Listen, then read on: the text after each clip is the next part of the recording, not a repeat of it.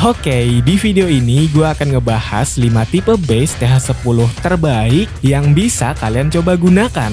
Dan seperti biasa, untuk semua link dari base-nya kalian bisa dapatkan di deskripsi video. Base nomor 1.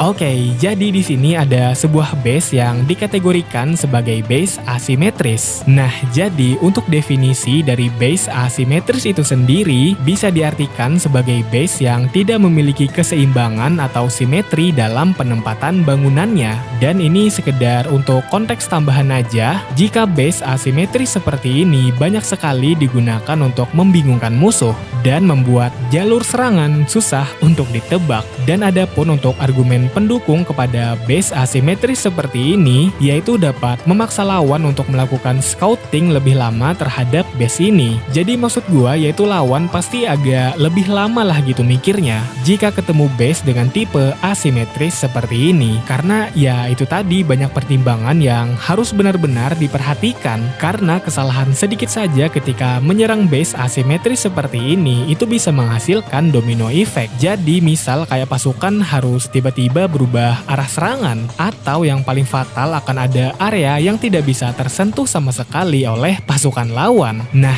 jadi kesimpulannya base ini sangat cocok untuk memperlambat dan mengacaukan strategi lawan.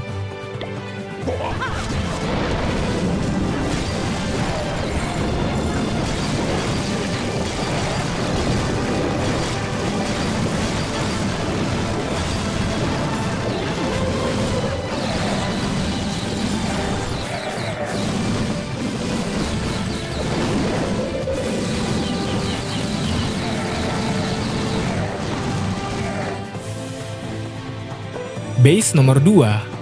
Oke, berikutnya di sini ada sebuah base yang dikategorikan sebagai base jebakan TH. Dan untuk definisi dari base jebakan TH itu sendiri yaitu adalah base yang menempatkan posisi Town Hall di pinggir, namun tentunya sudah dikelilingi banyak sekali jebakan. Nah, dan ada pun untuk konteks penggunaan dari base dengan tipe jebakan TH seperti ini, itu utamanya adalah untuk memancing lawan agar menyerang TH terlebih dahulu. Dan ada pun untuk argumen pendukung dari base dengan tipe jebakan TH seperti ini, yaitu untuk memanfaatkan psikologi pemain yang ingin cepat menghancurkan TH, yang dimana memang gue rasa rata-rata psikologi player COC adalah seperti itu, yaitu untuk cepat-cepat menghancurkan TH. Nah, lalu masuklah kita ke konsekuensi dari lawan yang menyerang dari arah TH ini, yaitu seperti yang sudah gue bilang barusan kan di awal, jika definisi dari base jebakan TH ini itu juga menyertakan semua jebakan yang kita miliki untuk melindungi TH yang berada di pinggiran base ini. Jadi ya konsekuensi bagi lawan yang psikologinya berhasil kita mainkan adalah pasukannya akan banyak sekali yang tereliminasi di area sana. Jadi ya kesimpulannya untuk base dengan tipe jebakan TH seperti ini itu sangat efektif untuk strategi bertahan yang ingin menjebak pasukan utama lawan.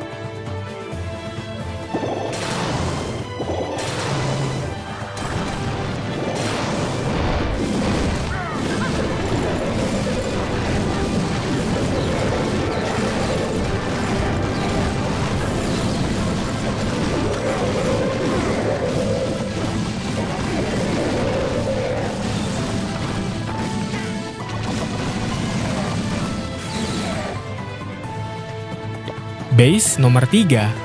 Oke, berikutnya di sini ada sebuah tipe base yang termasuk ke dalam kategori base cincin, atau mungkin biasanya lebih dikenal dengan istilah ring base. Dan adapun untuk definisi dari base dengan tipe ring seperti ini, yaitu adalah base yang membagi areanya menjadi dua bagian, yaitu ada bagian ring luar, yang mana di sana mayoritas pertahanan kita ditempatkan beserta beberapa bangunan penghambat lainnya. Dan berikutnya ada bagian ring dalam, yang mana di sanalah semua aspek krusial kita ditempatkan, entah itu seperti bangunan pertahanan krusial atau bahkan bangunan yang paling krusial itu sendiri, yaitu apalagi kalau bukan Town Hall. Nah, lalu untuk konteks penggunaan dari ring base ini yaitu bisa membuat lawan kesulitan untuk menembus ring bagian luar dan kesusahan untuk mencapai bagian inti dari base ini atau bagian ring dalam itu tadi, yang mana memang di sanalah semua aspek krusial kita ditempatkan. Dan adapun untuk argumen pendukung gua kepada base ini adalah yaitu memaksa lawan untuk menghabiskan banyak pasukan di area ring luar sebelum bisa mencapai area ring dalam itu tadi, yang mana pada prosesnya ada potensi yang sangat tinggi untuk pasukan lawan itu justru hanya sibuk mengelilingi area ring bagian luar ini saja tanpa bisa mengakses sama sekali area ring bagian dalam kita ini.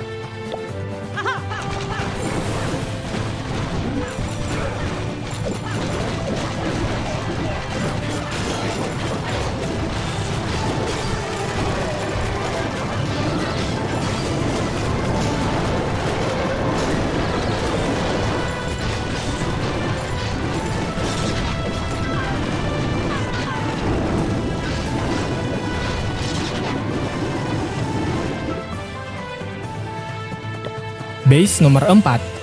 Oke, berikutnya di sini ada sebuah kategori base yang termasuk ke dalam tipe base simetris. Dan untuk definisi atau penjelasan dari base dengan tipe simetris seperti ini, yaitu adalah base dengan penataan bangunan yang seimbang antara bagian kiri dan juga bagian kanan. Atau ya sederhananya anggap aja kayak bayangan cermin lah gitu. Nah, lalu untuk konteks penggunaan dari base simetris seperti ini adalah yaitu untuk melindungi pertahanan secara merata di semua sisi. Karena kan kita udah sama-sama tahu nih ya, jika base ini untuk area kiri dan kanannya itu sama persis untuk penempatan bangunannya. Jadi secara logika ketahanannya pun ya akan kurang lebih sama gitu. Dan kita masuk ke argumen pendukung base ini, yaitu sangat efektif untuk menghindari eksploitasi dari sisi lemah base ini. Jadi maksud gua kan ini untuk penempatan bangunannya bisa dibilang seimbang lah gitu antara kiri dan kanannya. Jadi ya otomatis bisa dibilang tidak ada sisi lemahnya karena untuk penataan bangunannya pun sudah seimbang gitu. Nah, jadi kesimpulannya base ini sangat cocok untuk strategi bertahan yang lebih berfokus kepada konsistensi.